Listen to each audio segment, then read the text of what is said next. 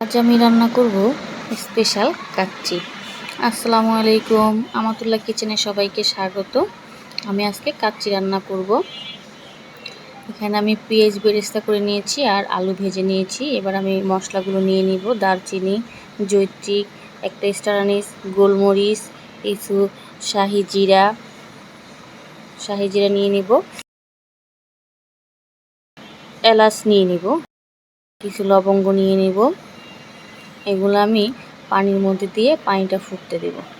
পানি ফুটলে পানির মধ্যে আমি লবণ দিয়ে দেব পরিমাণ মতো। কাচ্চি রান্না করলে লবণটা একটু বেশি লাগে, কারণ চালটা সিদ্ধ হলে পানিটা অনেকটা ফেলে দেওয়া হয়, মানে সবগুলো ফেলে দেওয়া হয়। এখানে আমি একটু তেল দিয়ে দিয়েছি। তেলটা দিলে একটা চালের সাথে আর একটা চাল লাগবে না। আমি চালটা ভিজিয়ে রেখেছিলাম, 1 ঘন্টার মতো ভিজিয়ে রেখেছিলাম। এখন আমি পানির মধ্যে দিয়ে দিব। পানিটা ভালো মতো বলক আনে, তারপরে চালটা দিতে হবে। আর অবশ্যই চালটা কমপক্ষে আধা ঘন্টা ভিজিয়ে রাখবেন, তাহলে চালটা দেখতেও সুন্দর হবে আর ভাতগুলো সুন্দর হবে, ভাঙবে না। এবার আমি মাংস নিয়ে নিয়েছি, প্রায় 2 কেজির মতো মাংস নিয়ে নিয়েছি। মাংসগুলো আমি ম্যারিনেট করে নেব। আদা বাটা 3 চামচ, এবার দিব রসুন বাটা 3 চামচ, তারপরে টমেটোর পেস্ট, টমেটোর পেস্ট দিয়েছিলাম প্রায় 5 চামচের মতো। এখানে আমি বাদাম বাটা দিয়েছি, এটা যে কোনো বাদাম দিতে পারবেন। এটা হচ্ছে পেঁয়াজের পেস্ট দিয়েছিলাম আমি 3-4 চামচের মতো। জয়ত্রিক আর জয়ফলের বাটা দিয়েছিলাম একটু। আর এটা টক দইটাও আপনাদের পরিমাণ মতো দিবেন। এটা বাজারের যে খোলা টক দইটা পাওয়া যায়, ওটা দিলে সবচেয়ে বেশি ভালো হয়। ওটা আপনাদের পরিমাণ মতো দিয়ে দিবেন। টক দইটা একটু বেশি দিবেন। আমি বেরেস্তা দিয়ে দিলাম, আর বেরেস্তা ভাজার তেলটাও দিয়ে দিলাম, তাহলে এটার ঘ্রাণটা সুন্দর হবে। এখানে আমি আলু ভেজে রেখেছিলাম, আলু দিয়ে দিলাম। এটা গরম মশলার গুঁড়া দিয়ে দিয়েছিলাম আমি 1 চামচ। এখন লবণ দিয়ে দিব পরিমাণ মতো। লবণ দিয়ে আমি একটু শুকনো মরিচ দিয়ে দেবো। শুকনো মরিচের গুঁড়া দিয়ে দিব 2 চামচের মতো আমি দিয়েছি। আপনারা ঝাল যে যেমন খান ওরকম পরিমাণ মতো দিয়ে দিবেন। অবশ্যই এই আইটেমগুলো একটু ঝাল হলেই ভালো হয়। আমি এখানে একটু সয়া সস দিয়ে দেব।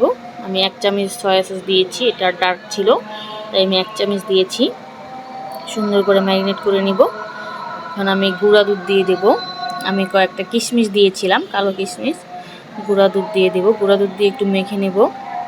গুঁড়া দুধের সাথে এটা সুন্দর লাগে, মানে ঘ্রাণটাও সুন্দর হয়। এবার আমি চালগুলো দিয়ে দেব। আমার চাল ফুটে গিয়েছিল, আমি ঝরা দিয়ে রেখেছিলাম। আমি 2টা লেয়ারে দিব চালগুলো 2টা লেয়ারে দিয়ে দেবো। একটা লেয়ার দেওয়া হয়ে গিয়েছে, এখন আমি কাঁচামরিচ দিয়ে দেবো আর কিছু বেরেস্তা দিয়ে দেব। আরেকটা লেয়ারে দিয়ে দেবো আমি চালগুলো। কিশমিশ আপনারা একটা অপশনাল, দিতেও পারেন নাও দিতে পারেন, আমার কাছে ছিল তাই আমি দিয়ে দিয়েছি। আমি আবারও চালগুলো দিয়ে দিব, সব চালগুলো দিয়ে দেব। এবার আবার আমি একটু কাঁচামরিচ দিয়ে ডেকোরেশন করে দেব, তারপর উপরে কিছু বেরেস্তা দিয়ে দিব। ঝাল আপনাদের পরিমাণ মতো আপনারা দিয়ে দিবেন। আমি একটু ঝাল বেশি খাই তাই একটু বেশি কাঁচামরিচ দিয়েছিলাম। আর বেরেস্তা দিয়ে দেব, সুন্দর করে ছড়িয়ে ছিটিয়ে বেরেস্তাগুলো দিয়ে দেব। এবার আমি একটু দুধ দিয়ে দেব, আর কাঁচা দুধও দিতে পারেন, আবার জাল করা দুধও দেওয়া যাবে। এবার আমি একটা ঢাকা বন্ধ করে দিয়ে দেব। এই ছিদ্রটা আমি একটা কাগজ দিয়ে লাগিয়ে দেব, যাতে দমটা বাইরে না হয়। দেখেন আমার কাচ্চি 1 ঘন্টা পরে আমি কাচ্চিটা বের করেছি, আমি ঢাকা খুলেছি। 1 ঘন্টায় সুন্দর কাচ্চিটা হয়ে গেছে। আর কাচ্চিতে সবচেয়ে ইম্পর্টেন্ট হচ্ছে জালটা। আমি প্রথম 5 মিনিট একদম হাই হিটে জাল করেছি, তারপরে আমি ডিমা করে দিয়ে রেখেছি, মানে একদম লো আঁচে দিয়ে রেখেছি। লো আঁচে দিয়ে আমি 1 ঘন্টা জাল রেখেছি চুলার ওপরে। 1 ঘন্টা পরে দেখেন আমার চালগুলো কি সুন্দর ফুটে গিয়েছে, বড় বড় হয়ে গিয়েছে। এটা আমি আপনাকে, খুবই সুন্দর হয়েছিল, খুবই মজাদার হয়েছিল। যে কিনা কোনো দিন রান্না করেনি সেও পারবে আমার এই রেসিপি ফলো করলে। একদম সহজে ঘরোয়া রেসিপি, ঘরোয়াভাবে আমি দেখাই দিয়েছি, ঘরোয়া উপকরণ দিয়ে আমি দেখাই দিয়েছি। খুব সহজেই বানানো যায় কাচ্চিগুলা। আর চালগুলো দেখতে যেমন সুন্দর হয়েছে, খেতেও অনেক স্বাদ হয়েছে, অনেক মজা হয়েছে। এইভাবে কাচ্চি বানালে সবাই পছন্দ করবে, সবাই খুশি হবে। আমার কাছে খুব ভালো লেগেছে। এই দেখেন চালগুলো কেমন বড় বড় হয়ে গিয়েছে, আর একটা চালও কিন্তু ভাঙা না। দেখেন সবগুলো আনাম হয়ে আছে, অনেক মজা হয়েছিল। এখন আমি একটু খেয়ে দেখব।